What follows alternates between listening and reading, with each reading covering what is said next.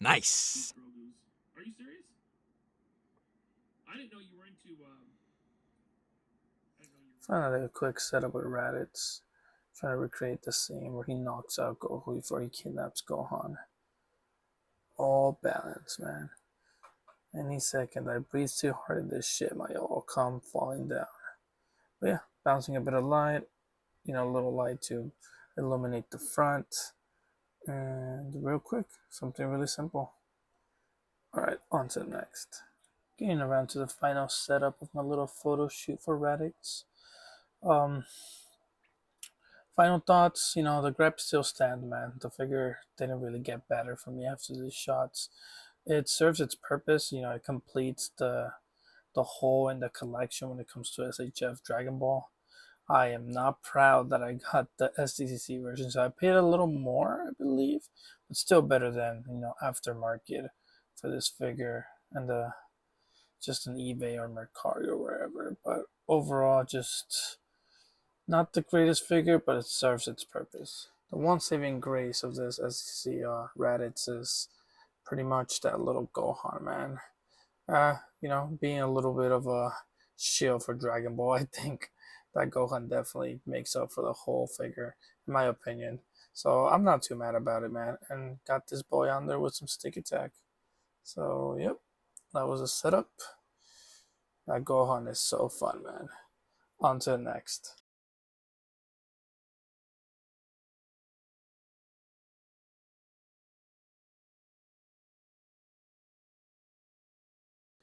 Welcome back to my messy ass desk. Alright, guys, got a little quick setup right here. Something pretty more complicated this time. Not simple, man. Even if it looks like it's pretty simplistic, this shit was a pain in the ass. But yeah, let's get into it. So the past few weeks, man, I've been actually kind of sick. Being down with the flu. I'm really feeling great, and I took kind of 2 weeks off just because of that, and just because I had just dropped Dynamic Saturday, so I had really been kind of like on overhaul is the word, yeah, overhaul, just trying to pump that episode out, and I kind of slowed things down. But what better way to come back than with a little bit of a collab, man? Shout out to Destruct Weapon X. If you guys don't follow him on Instagram, man, I'll put the link down below. But my boy reached out to me, man. We kind of reached out to each other. I don't want to say he reached out to me, because he kind of put it in my mind, and then I kind of reached out to him to kind of get it done. And that's a little collab. He a little bit of an Iron Man collab, man. And that's what I got working right here. So I was saying, man, correct me if I'm butchering your name, Destruct Weapon X. If I'm saying that shit wrong, leave a comment, message me, man, because I don't want to be butchering your shit all the time. But yeah, like I said, we reached out to each other, man. We wanted to get this done. I've always been a fan of Destruct Weapon XR. His photography is awesome. He's a real cool dude, easy to talk to, great guy in the community. And he was nice enough to reach out to me to try to do a collab, man. I don't really know how this shit works, so he has a lot of patience, kind of walking me through this shit, man. Because I want to apologize one more time to Strug Weapon X. I shoot really fucking late, man. I was kind of lagging a little bit. I know, kind of shoot late in the night, and he was a real trooper about it. He was cool about it. So here I got it done. Now going into the shop, this thing was a fucking nightmare for you, man. From the balancing to hiding the stance to losing effects, man. So originally I kind of wanted to do this whole battle scene. I want to get more into some action shots. And I started running into issues that just really pissed me off. One, I lost the damn firing effect for the machine gun on War Machine. So I had to use a little bit of blue tack, as you guys can see right here, to attach that effect. All these effects are from the Viper 3-pack of the G.I. Joe line.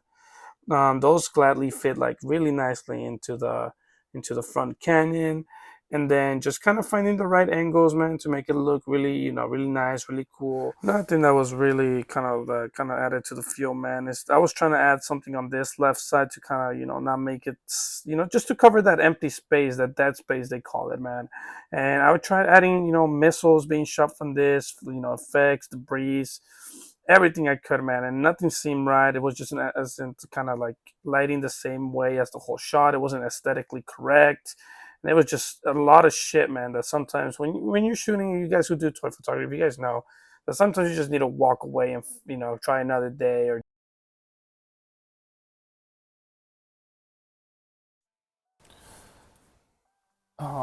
by the time this video probably goes live, you guys will probably already know the news, man. And I've shot this segment of the episode a few times just because I'm lost for words, man. I don't know what's the right thing to say. I've never really been a big person when it came to celebrities, and I never understood when people kind of felt, especially our parents or our grandparents felt some type of way when a big celebrity passed away. And I guess I'm starting to understand that now because, as most of you know by now, probably Akira Toriyama, the creator of Dragon Ball, has passed away, man.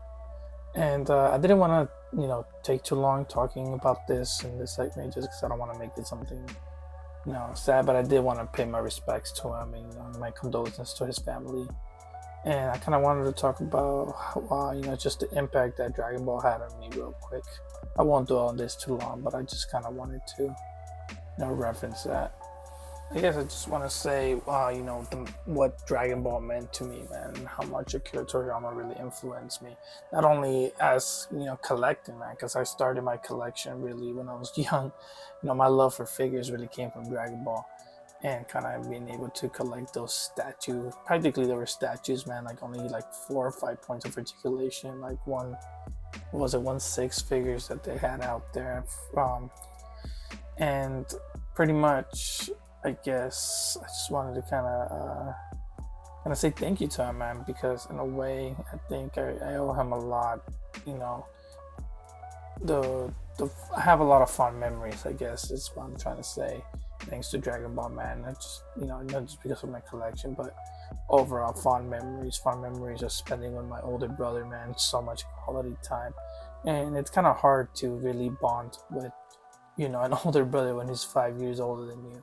At least as you guys grow older, it's kind of the age gap kind of starts to kick in a little more. But I remember when we were young that that gap didn't matter, man, because Dragon Ball brought everybody together, and I was able to bring that love of Dragon Ball over to my younger brother, and I able to bond with him and kind of provide quality time with him through Dragon Ball, man. And I think it's something I'm always gonna hold fond of. I'm always gonna be thankful to Akira Toriyama, Tori, for just kind of providing that opportunity to bond with my brothers, man, and just create key memories that I don't think I'll ever let go of, and just kind of build something that we could talk about and look back with fun memories. I tell my brother all the time about how we used to be crazy and I just run around the house and just like screaming and trying to turn Super Saiyan and just, I guess, just being kids, man. I think that wouldn't have happened if we wouldn't have bonded over Dragon Ball. And some of my best friends, man, outside of toy collecting, we bonded over Dragon Ball too in high school, being nerds and just kind of finding out that this my friends are into that stuff too. It was just some of my best friends are into that, man. So I think that was also something I could thank Toriyama over. I just wanted to kind of create this little segment to say thank you to him. And I know that he's just starting on the snake way. Is what I kind of wanted to represent here. And I really thought about not taking a picture because I don't know, I felt almost like I didn't want to, I guess, be just on the trend of like trying to pay homage to him. But I think this one did really mean something to me, and I just needed to do something real quick and simple just to find a way to say thank you to him, man. And I think he would have appreciated all of us, whether they're any type of art, whether people took pictures of toys, drew them, all these artists from comic books to manga, kind of gave him this kind of like, acknowledgement of how much he meant to the whole world, man. And I think he would have really loved to see that. I didn't know the guy personally, but I just think it's kind of beautiful to see everybody coming together and kind of using their own form of art to show respect to one of the greatest, if not the greatest, mangaka of all times. So, yeah, man, I'm not good with this whole feeling stuff, but I just wanted to go ahead and have this little segment where I say that thank you to Tori and just how much influence he's had, not just on my life, but I think a lot of people out there. And I think yeah, I thank him for, because of his works, I have really great memories.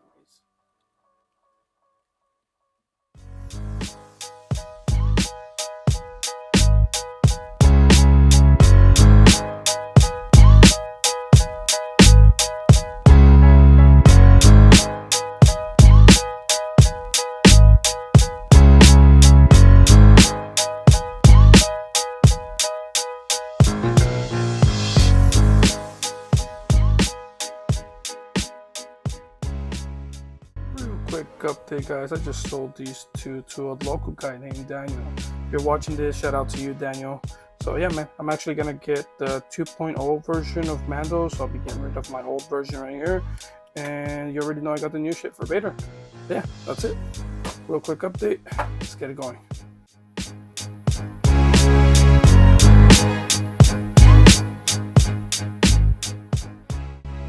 Current situation, the first queue.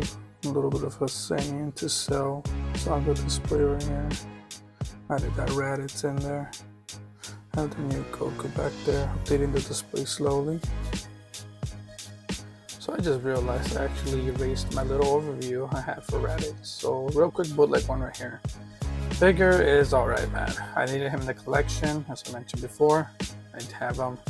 If I wouldn't have picked up that Turles before him, because it took a year for them to ship this guy out from Premium Bandai, but if I would have had this guy before Turles, it would have been a different story. But overall, the fucking legs fall off, the arms fall off, the pieces of the armor fall off. It's an alright piece.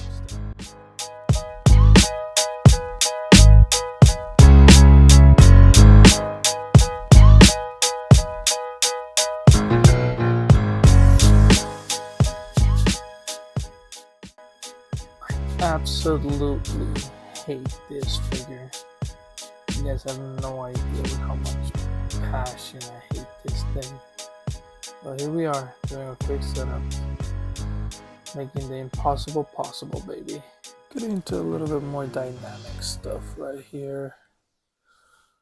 Pretty proud of this, I'm not gonna lie. But overall, I guess I take back what I said. This figure's not completely ass.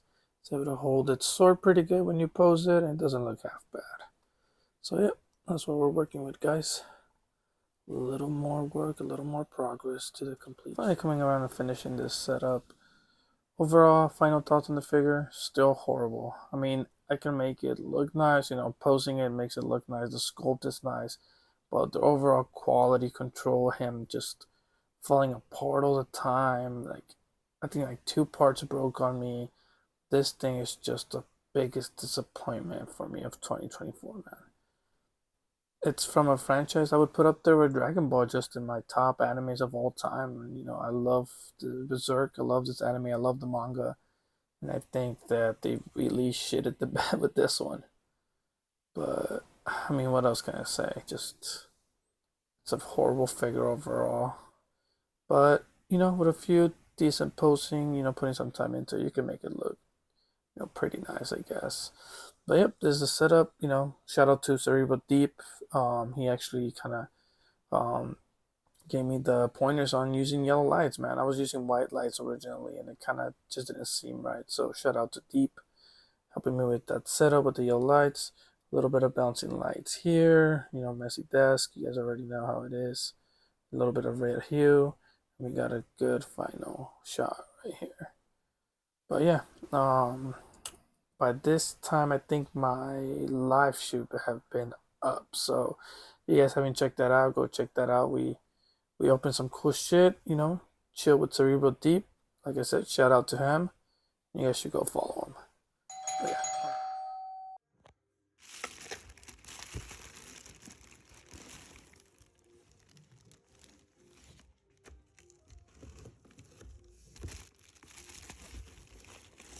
Nice.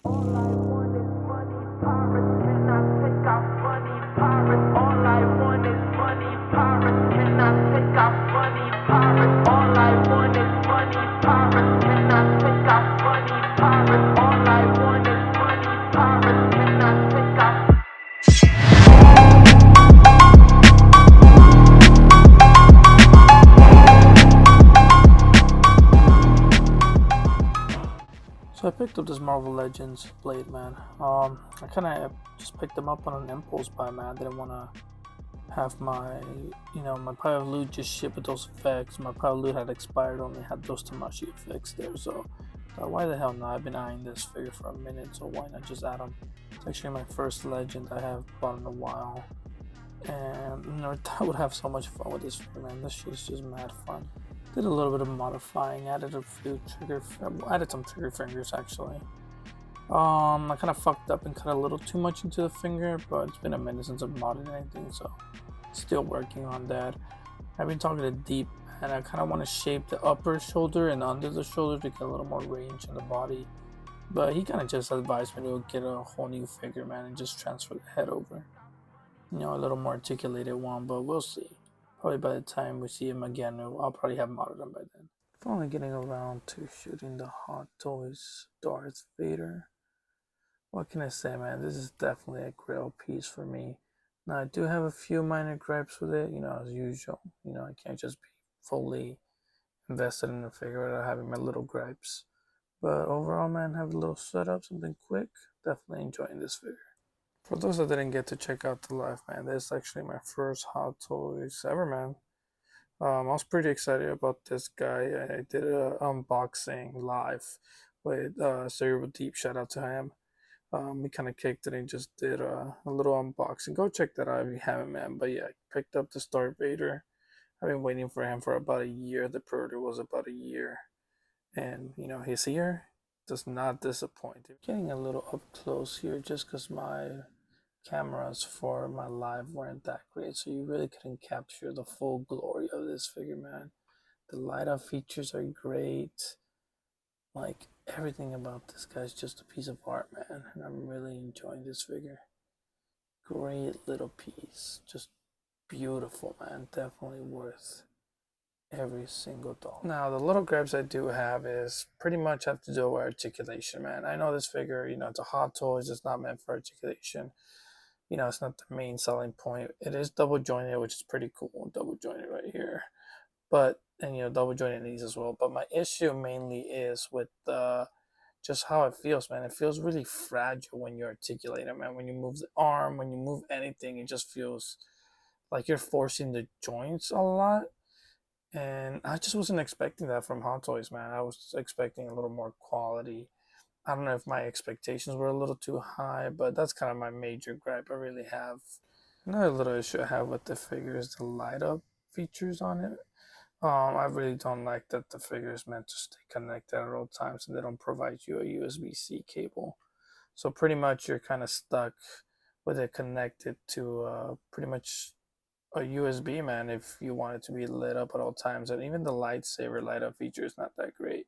Like I said, I'm not a Hot Toys collector, but those are just minor things I kind of noticed that I was expecting a little better from what is supposed to be the premium of the premium, right? Well, my lights died, but I just wanted to say overall, man, this figure is just a piece of art. The quality of the cape, the quality of like just the soft goods and the suit, everything about it, how it looks. It is literally a piece of art. It's an articulated statue detail. Like now, is it enough to make me a Hot Toy collector permanently? Probably not.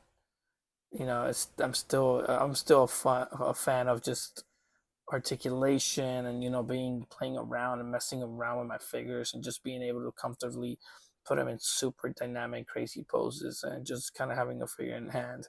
And you just can't do that with Hot Toys, man. While I do appreciate and love the detail on this thing and just how great, beautiful this piece of art is, I don't think it's enough to sway me to become a Hot Toys collector. Maybe if another great character that I really enjoy comes up, maybe I'll pick it up. But as far as just becoming a regular Hot Toys collector, not really.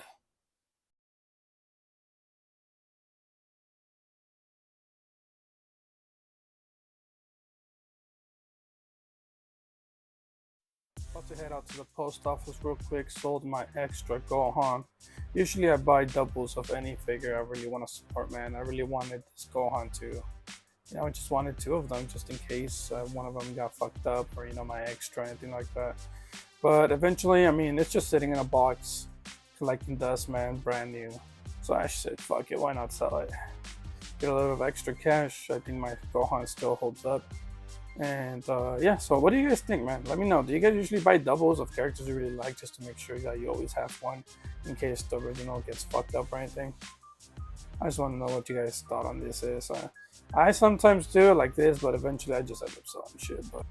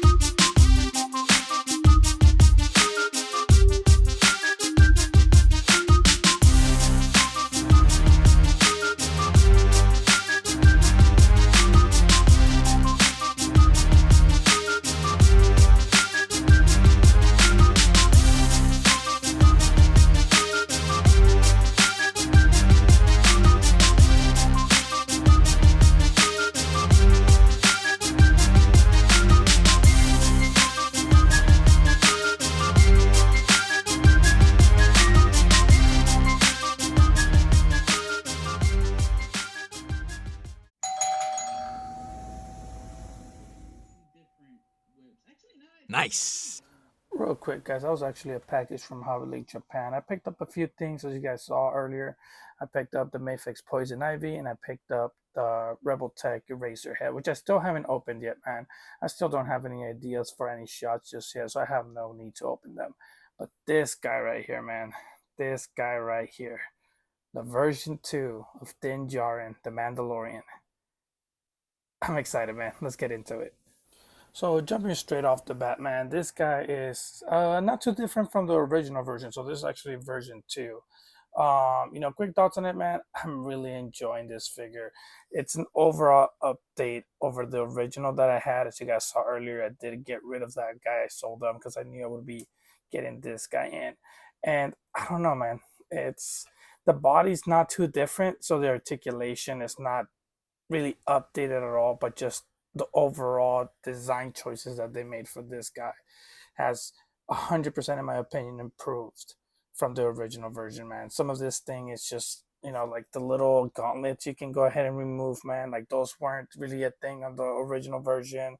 The amount of accessories you get, like for this guy you actually get the dark saber, which is just an awesome addition and probably the best looking dark saber I've seen from any line, even better than the SHF one in my opinion, and better than the Black Series for sure. And this just thing comes with a bunch of cool shit. You just can't get over the fact of how cool this guy looks. Now, as far as articulation goes, it's just the usual stuff, man. Single jointed, knee as the old one. I think this one has less range than the original, actually.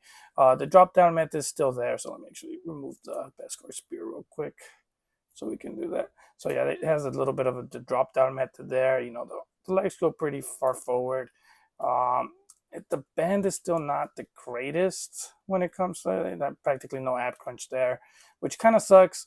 But I mean, I know that mainly my thing is articulation, but I feel that for Din Djarin, the fact that he's just an armored character, a Mandalorian that's like kind of like a walking knight, a walking tank when it comes to this Beskar, I think the amount of articulation that Mafex is kind of giving him, it's pretty standard and pretty acceptable in my opinion. My only big gripe, I'll probably get into the gripes a little later actually, but my main thing is definitely, whatever pose I really need him to do, you can definitely get it. Now, one of the main reasons why I keep choosing Mafex, man, when it comes to the Mandalorian Din Djarin, is the amount of accessories it includes. It gives you everything. They give you everything you would ever need for a Mandalorian, man. You are missing nothing. Every weapon he ever used in the show, through the series, he has it in this package. This 2.0 literally meets everything you would ever need for a 6-inch Mandalorian. Like, look at this. They updated the Grogu, articulated arms. You can switch out the heads. They literally give you an extra version of him when he's being carried in the little bag. Like, What else do you need? They they even include, like, you can hear the excitement in my voice. Sorry about that, guys. They even include the helmet with the smallest of details, the light. A whole new helmet to get the light. That's crazy to me, man. And they also got you with this right here. Let me go ahead and get that real quick. Oh, it's a little hard to get out of the package. They got a head sculpt, an unmasked, unhelmeted head sculpt. Oh shit! You gotta pay me some rights. Shout out to Omar. If you know, you know. God damn it. Yeah, I got that, that figure of me. Yeah, man, they included so much stuff. Like, look at this, like the gauntlets with the attached effects now. The lining effect for the gun. I can, like, all these hands. Different versions of the saber. Like, what else do you need for a Mandalorian, man? I already have it attached on him, but I don't know if you guys can see. He comes with the jetpack. Like, anything you would ever need for a Mandalorian, you find it in this version, the 2.0 Mafex. Here we have a quick view with attachments. No more stands, man, from the 1.0. No more clear stands. Everything's on there. The new helmet's on there. This shit just looks great, man. I don't know what else. Here he is, real quick, with the unmasked head. Something I also forgot to mention is the Mudhorn is on there. Perfect. And also the texture of the cape. Beautiful. I think it is longer than the original brown one. And they also fixed the gun. No more pink gun. That's another thing I forgot to mention. But overall, man, this thing is just, I don't know, man. It's just the fun factors through the roof. Now, getting into the gripes of the figure. Um, I got a few things, man, but the big one, the main one, is articulation. I feel that while it does feel like they did update the buck on it, it feels a lot more sturdy, a lot more playable. I feel like they skipped on articulation. I might be wrong, but I just feel that the original version had a better range at the knees. And I feel that this one was definitely hindered when it comes to the knees. I don't know if it's a whole new mold. I thought they would be using the old mold and just updating the color on it, but it does feel like they might have, made a whole new mold for the figure, and the knees just don't feel the same. My second gripe with this figure is the color. Now, that's more of a personal issue, just because I do feel that this is actually accurate to the season two, season three, I believe, where they did go from a more silver look to a more gunmetal look. I personally don't like it. I like the more reflective silver of the Beskar rather than the gunmetal dirty look. But I can't blame them because Black Series did the same, SHF did the same. They all started moving over to a more gunmetal look for the season two, season three version of Mando. Um, Another gripe that I do have is probably the visor. I think they did widen the visor, which again, it has to do with the design of season two and season three compared to season one. I like the more, kind of narrower visor look, but it's not a big deal. It's just nitpicks at this point. And I feel that another one is the cape. Well, I did mention that I feel that the cape was definitely updated. It feels higher in quality. It is much more delicate. So when I was switching out the helmet for the unmasked look, I actually did rip it up a little bit. So that bothered me. So at the end of the day, I feel that most of these gripes are all mostly personal at this point. But the big one that I feel that is pretty objective is the articulation, man. They really skipped out on that. And like I said, I thought it would be the old mold that they would be using just to recolor it, but they might have used a new one. Now, final verdict on the figure, man. I think this figure is definitely worth it just on the basis of the accessories. I think that it definitely beats the Black Series. I know a lot of people have been getting out that new Beskar version, or I forgot what they called it, the one that was pretty much peg warming all over Target. And I've heard that figure is really good, especially for the price. But even though this is a little expensive, just the amount of accessories, the amount of like fun factor this thing has, the quality it feels, I think this guy just beats all of them, and just the look. When it comes to SHF, I just feel that the armor and the helmet didn't look just quite right, and I feel that Mafex has just a better proportions of both versions, and has the accessories that you would never get with a Black Series. So overall, even with those gripes, this figure's just fun factor through the roof. So yeah, that's about it. Got a quick book haul right here. Shout out to my girl. Get yourself a girl that gets you comic books and manga when you get her flowers. She actually picked this up for me. And yeah, man, I've been reading the Dragon Ball Super. Got volume 19 and volume 20 right here. I think this is the, if I remember correctly, the granola and gas arc. And we get to see Vegeta go Ultra Ego and a bunch of dope new transformations, man, and new forms. So definitely enjoying these volumes, man. Toyotaru is definitely, you know, putting in the work and expanding the Dragon Ball universe pretty beautifully. And then we also got Captain America Reborn. Finally finished my Bucky Cap series, man, the complete arc from Death of Captain America all the way to Captain America Reborn, and then I think it was in Fear itself when he dies. Spoiler alert. But yeah, man, finally completed my Bucky Cap collection. Starting a little bit of a setup, start to build a little bit of the world around it. Right? A little bit of a posing. Now I'm kind of staring at Huntress. And then we'll see how that. Time to get the main subject of the shot. Something simple. She is already kind of pre-posed, but set her up. Really fixed her. Make sure everything is good. Set up against the wall correctly. Everything is flush. Make sure that her foot is actually touching the back. And there you go. Ideally, I would want to build a few more buildings around this, but I don't think I have enough space on my camera to really get them into frame, so I think I'm going to start with just setting this guy up right here. Yeah, that's a good spot. Build a little bit of the world. It's probably going to be cropped out anyway. Gotta add a little bit of details here and there. Trying to block this little back piece right here. I'm going to attach this guy kind of like that. I think that should be good. That should stay post. Gotta have her looking a little more over at Clark. But still want her to be touching the wall. Should move this. But yeah, I think that's making a little more eye contact. Gotta add the final details. Jimmy's watch. Right here. Now to add a little bit of lighting. Throw this guy back here. Add some light. There you go. Now I'm gonna add a little more light here.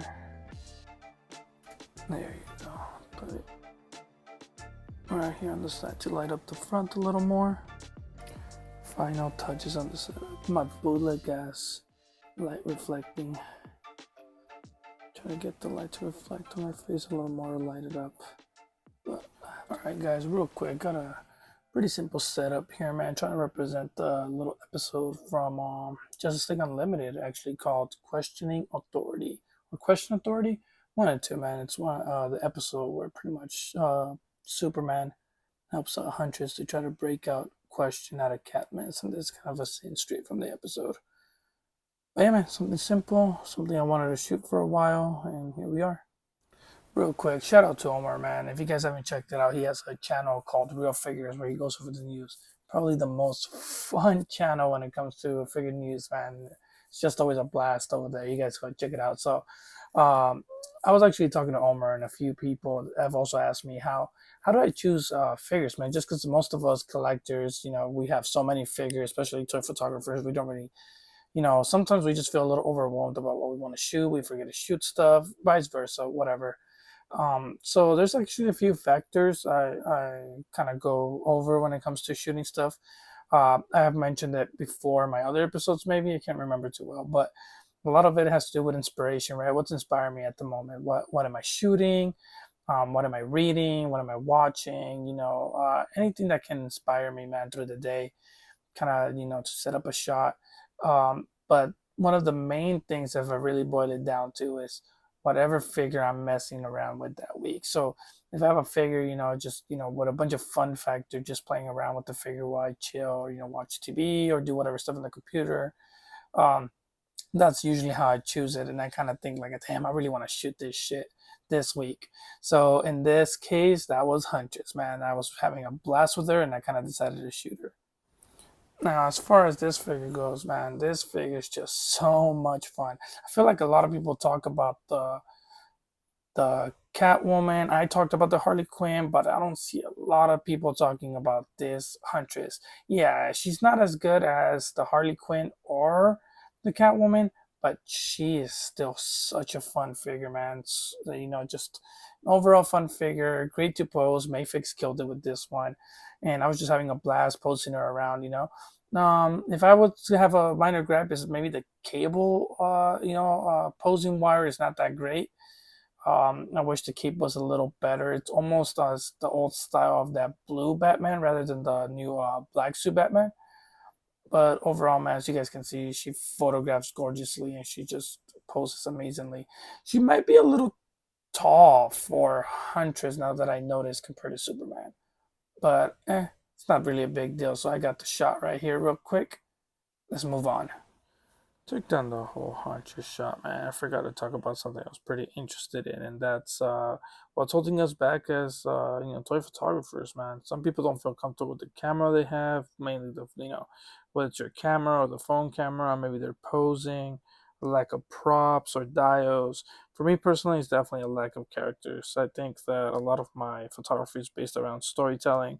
I can't really do storytelling when I'm lacking a few characters, especially from Mafex or Masco. I want to tell some more DC stories, but they don't have the characters I need, and stuff like that is pretty much kind of holding me back, man, to continue, to do the final shots and just kind of continue the story that I like to tell.